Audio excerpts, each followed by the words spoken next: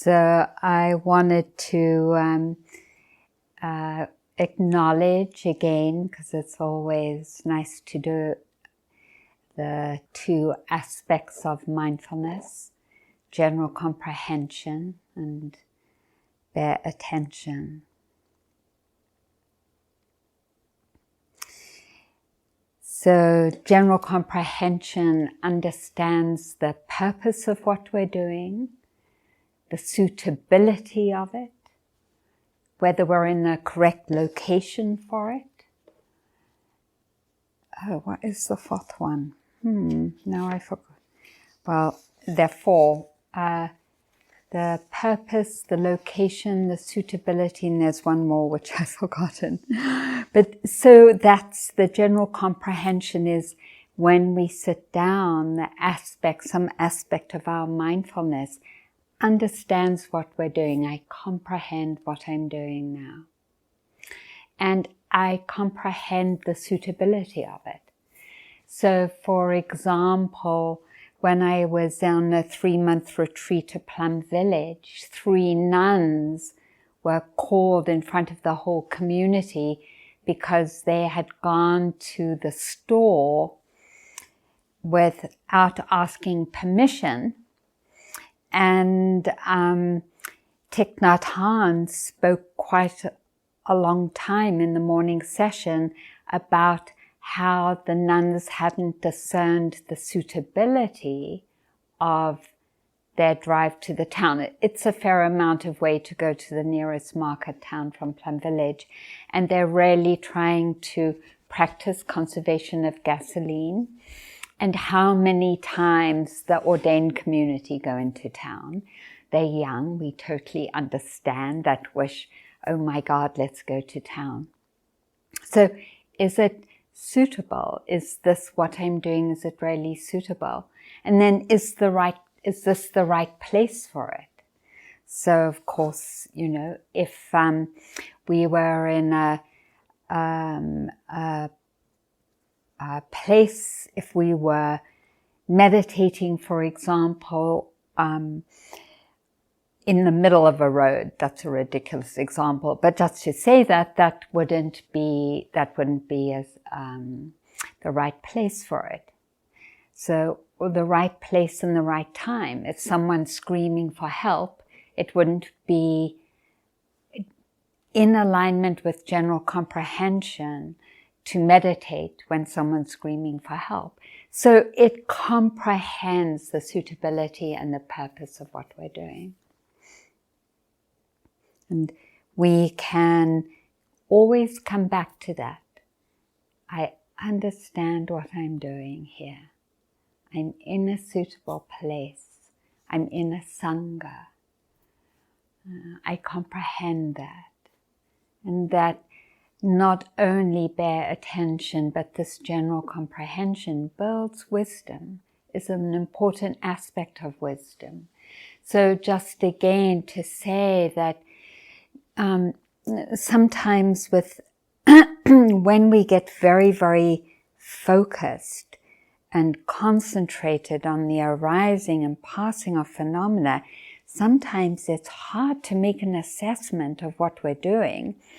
So when all kinds of very difficult images and feelings are coming up, and there's no general comprehension, there's no overall sense of, I should back off from this, because we're so concentrated and locked into that arising and passing, there isn't that capacity to do a general assessment of, is this really suitable for me?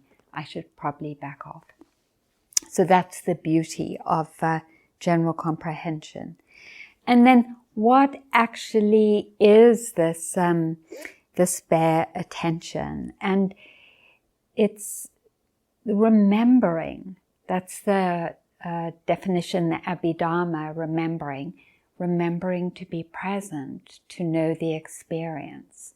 And this knowing isn't like a cork on top of the ocean being blown here and there according to the conditions.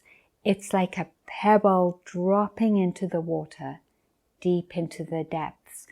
So in a way, when we talk about this aspect of mindfulness being intimate, it's this turning towards the experience.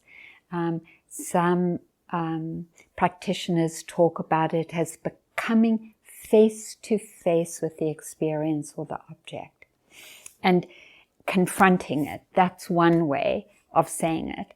We could also say that it's becoming intimate with it. It's turning towards the experience and connecting with intimacy. I'm knowing you as it is, as against, you know how sometimes we dismiss things, as against dismissal. I hear you saying something, but, and you can feel, can't you, that what we're saying isn't really dropping in like that pebble. It's just, the words are being heard, but it's not being comprehended. And we can feel that in our bodies, the difference between turning towards the experience and it just being very superficial, so there isn't a full, intimate, face-to-face connection. And the mindfulness and the mind is just splitting the scene. And then the other thing that, so then the traditional definition, sometimes it's nice to hear the traditional definition. So what is mindfulness? It's remembering, attentiveness to the present. Its characteristic is non-superficiality. Its function is an absence of confusion or non-forgetfulness. And its manifestation is, they use the word confronting a field, where mindfulness is face to face with the object. But we don't have to say confronting because of the English language of it. Which could be a little, have a little much too force and pressure in it, but more connecting with intimacy to the experience. So we could say then that some of also the traditional explanations is that mindfulness is like a mirror. It doesn't distort the reflection. It discerns what is being known as it is. That is, that it's unbiased and there's no preference in it. There's no judgment in it. So in the two wirings that I've spoken about, or the wirings in our being, the one wiring is based in ignorance that gives rise, and we keep exploring that to greed, hatred, delusion, the hindrances, conceit, revenge. And then the other gives rise to faith as the forerunner of all the other wholesome energies, mindfulness, right concentration, right effort, the eightfold path, flexibility of the mind, wieldiness of the mind, and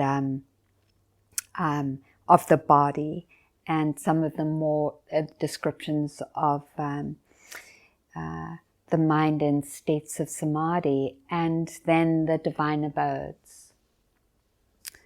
So including generosity and all the beautiful qualities. Mindfulness is on the wiring of what's wholesome.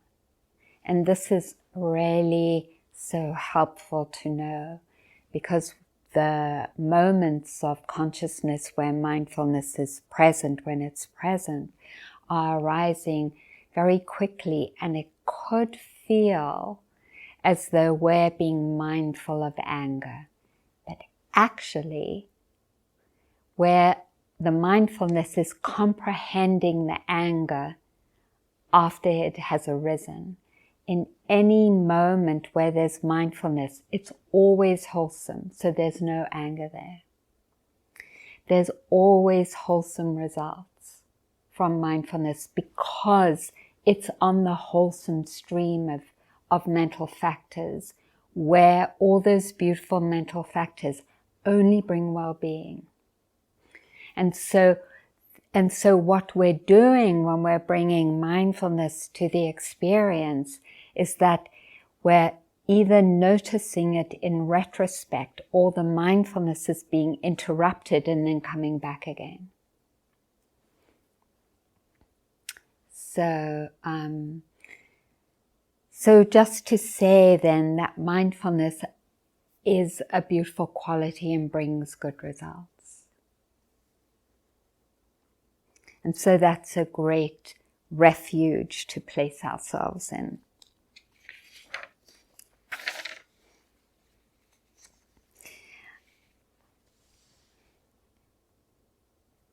I wanted to give an alternative set of instructions. If what you're doing is really working for you, then please go ahead with what's working for you. But if you're sometimes finding it difficult to enter into a gateway of mindfulness and the continuity of it, then I wanted to offer a practice that a Thai monk gave to someone who lived in a Thai monastery, who gave it to me many years ago. And every now and again I do this practice and I love it. So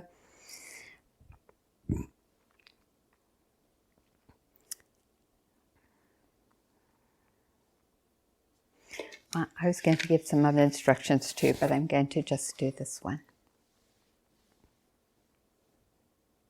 So then let's comprehend together what we're doing.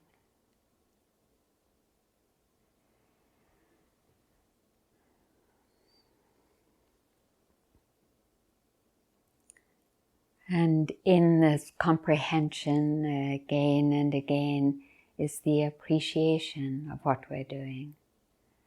I'm taking care of myself and this myself in the world. Taking care of myself, healing myself, awakening, ending suffering, the path of ending suffering. I'm comprehending that I'm doing that, and that this is a very suitable place to do it in, coming together, not in the middle of a road, but in locations that support us.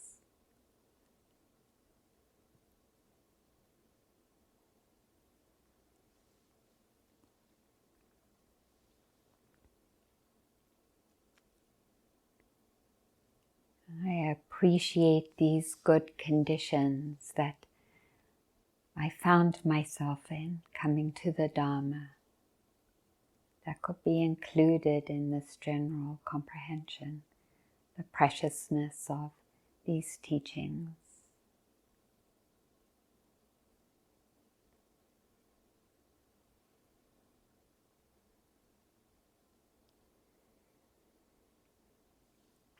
And then acknowledging the buttocks, feeling how they're carrying the weight of the body. If you're lying down, then some of that weight. If you're sitting, a lot more of it. And the experience of that.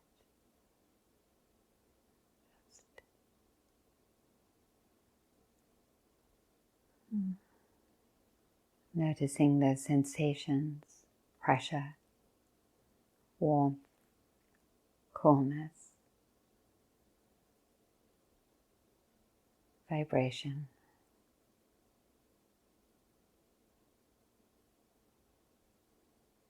Acknowledging the configuration of the legs. How are they right now? What are they touching?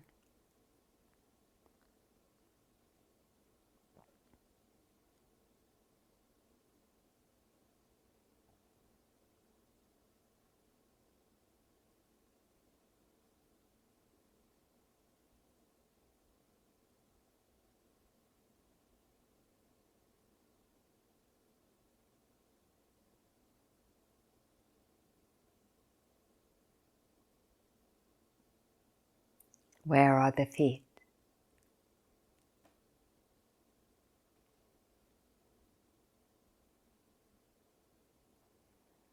What life are they communicating?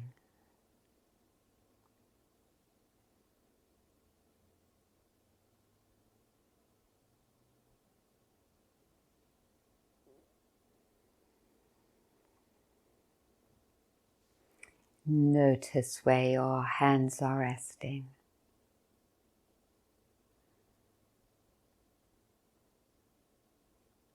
Listening into that communication of touch, where they're resting.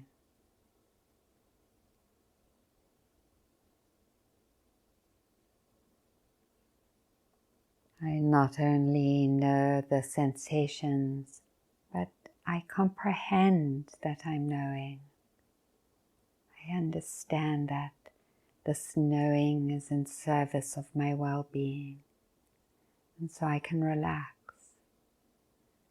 Allow those sensations to live and the knowing of them.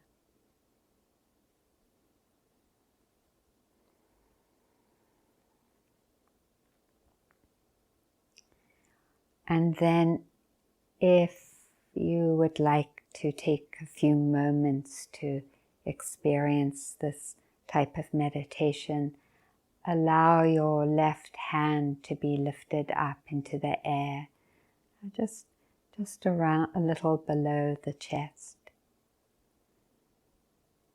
And allow the hand to be turned so that it's facing the other hand in that direction. And then allow the other arm to be lifted up as though there were hot air lifting it up. And then allow that hand to turn so that the hands are facing each other. And then allow the first hand that was lifted to come to the heart. And then the second. Caring of the heart, feeling that touch. And then allow the second hand to be moved away, back. And then the first hand. And then allow the second hand to turn towards the legs. And then the first hand. And then allow the second hand to come to the legs. And the first. Relaxing. That might be a little, I'm going to just do right and left. Comprehending the body, the hands touching the legs.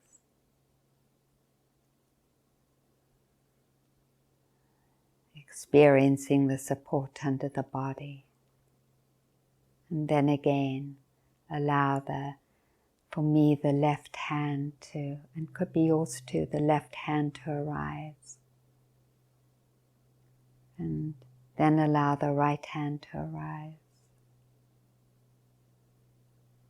Then allow the left hand to turn to face the right hand. And then the right hand to turn. See if you can feel that turning in the wrist. It's such a beautiful sensation to feel. And then allowing the left hand to come to the lungs. And then the right. Touching the heart.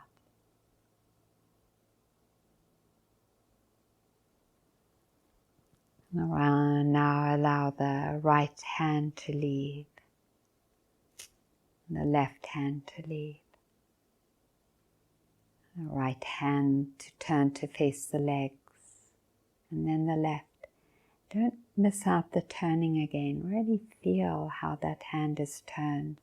And then the right hand comes to the leg. And then the left. Relaxing into the sitting. Maybe notice the next breath.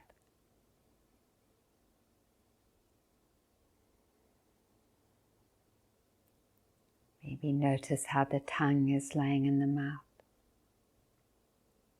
And again, left hand up,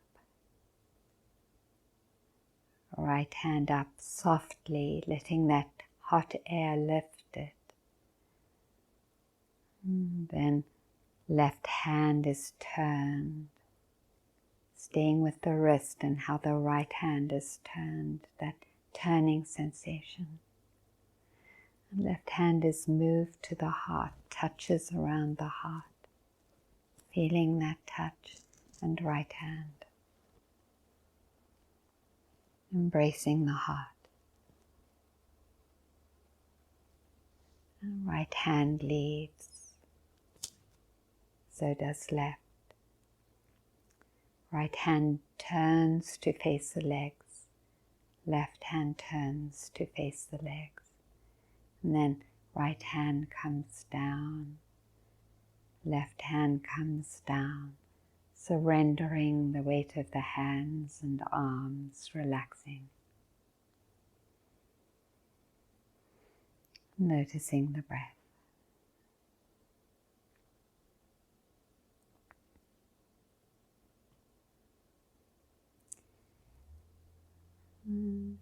If this feels like it would be useful, especially in those moments when the mind feels more distracted or sleepy, then please feel free to do it. I will do it the rest of the session, or return to what is most supportive and helpful for you.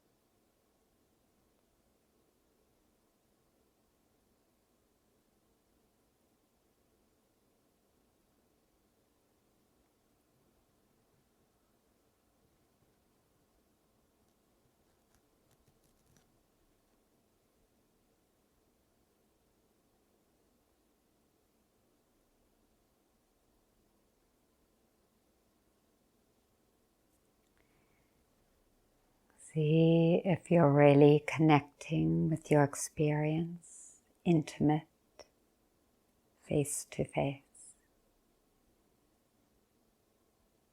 knowing the experience as it is, no judgment, or not believing the judgment, knowing mirror-like the experience.